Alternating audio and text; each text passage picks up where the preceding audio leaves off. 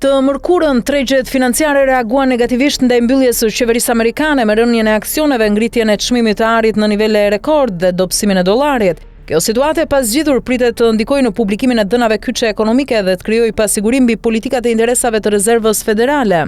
Me asnjë marrëveshje në horizont për buxhetin, autoritetet paralajmëruan se raporti i punësimit për muajin shtator, një nga më të rëndësishmit për tregjet, nuk do të publikohet. Për më tepër 750.000 punonjës federal janë vendosur në pezullim të detyruar nga puna me një kosto ditore prej $400 milion për ekonominë amerikane. Reuters shkruan se si kontratat e ardhshme të S&P 500 ashtu edhe ato të ardhshme të Nasdaq ranë me 0.5% të mërkurën. Çmimet e arit u rritën në $3.875 për ons, duke arritur një nivel rekord për herën e tretë radhazi. Kontratat e ardhshme europiane ndryshuan pak ndërsa tregjet aziatike treguan luhatje. Sipas analistit Anthony Seglembin nga Ameriprise, nëse mbyllja zgjat, raportet e inflacionit për shtatorin që publikohen në mes të tetorit mund ndikojë negativisht për shkak të mungesës së kapaciteteve operacionale në Byroun e Statistikave të Punës.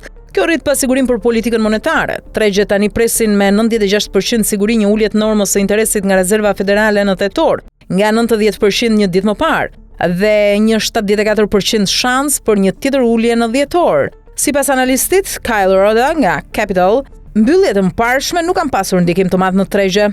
Madje gjatë mbylljes më të gjatë në vitet 2018-2019 Wall Street shënoi rritje.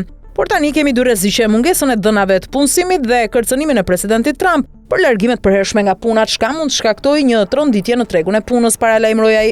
Nafta amerikane u rrit me 0.4% në $62.64 për fuqi. Në tregun Brent gjithashtu u rrit me 0.4% në $66.32 për fuqi. Rritja vjen pas 2 ditëve me rënje, ndërsa investitorët peshojnë mundësinë e rritjes së prodhimit nga OPEC plus kundrejt uljes së rezervave në Shtetet e Bashkuara të Amerikës. Në tregun e obligacioneve, rendimentet qëndruan të qëndrueshme në Azi. Obligacioni 10 vjeçar i thesarit amerikan ishte i pandryshuar në mbi 4%, ndërsa mbyllja e qeverisë vazhdon dhe paqartësia rritet. Investitorët dhe analistët po i kushtojnë vëmendje çdo zhvillimi në Washington, në pritje të një zgjidhje për buxhetin që do të rikthente stabilitetin në tregjet globale financiare.